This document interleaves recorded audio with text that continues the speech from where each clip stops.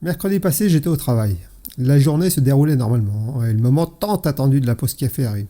On se retrouve à 4 ou 5 à la machine à café et au cours d'une conversation de fil en anguille, une idée intéressante commence à prendre forme. De retour dans l'atelier, nous avions tous une mission. La mission était de recruter des personnes pour fêter la fin du pass sanitaire vaccinal et se faire une sortie au restaurant. Comme on le faisait au temps jadis d'avant, quand on avait le droit de vivre.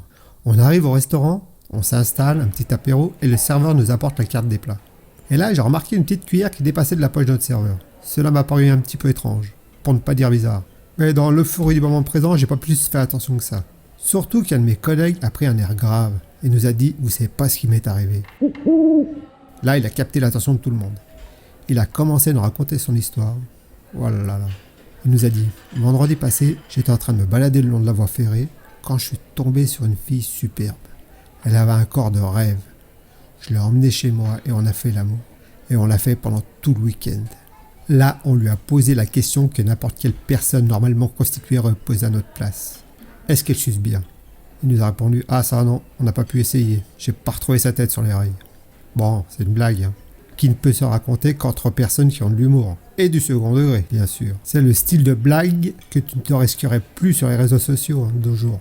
Sous peine de voir un commentaire style en règle générale, j'ai de l'humour, mais là, ça va trop loin. Par chance, je sais que ceux qui vont écouter ont de l'humour. Le sommelier arrive avec la carte des vins à notre table. Petite parenthèse, le sommelier n'a rien à voir avec le cordonnier, qui lui s'occupe des semelles. Ni non plus du fabricant de sommiers. Je sais que c'est pas encore bien clair pour tout le monde, ça.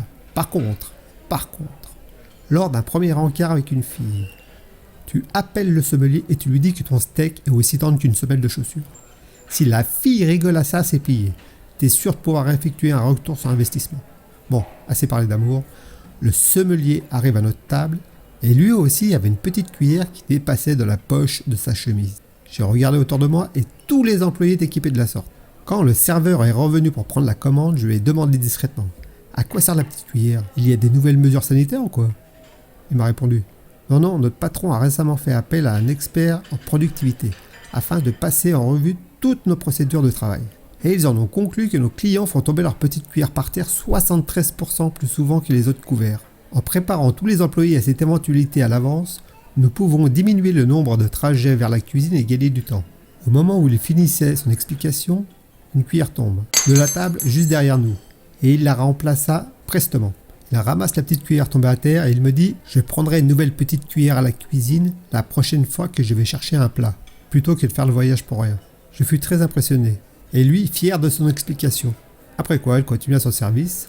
Pendant que mes amis commandaient, je ne pus m'empêcher de remarquer une petite cordelette noire qui dépassait de toutes les braguettes du personnel. Ma curiosité et ma soif de connaissances légendaires l'emporta, et je ne pus m'empêcher de poser la question. « Excusez-moi, mon brave, mais pouvez-vous m'expliquer la raison de cette cordelette qui pend ? Tout à fait étrange, parbleu. » Là, il m'a répondu tout doucement. « Peu de gens ont votre sens de l'observation. » Le même consultant s'est rendu compte qu'il pouvait gagner du temps dans les toilettes pour un aussi.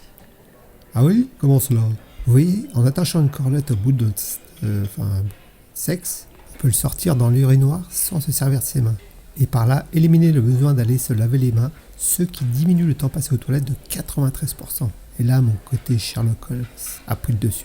J'ai dit au serveur, « Oui, cela a du sens. Comment faites-vous pour... comment faites-vous pour rentrer le cratère dans son enclos ?» Et il me murmura, « Je ne sais pas comment font les autres, mais moi, je me sers de la petite cuillère. » Merci d'avoir perdu votre temps, ma compagnie, et à bientôt pour de nouvelles aventures.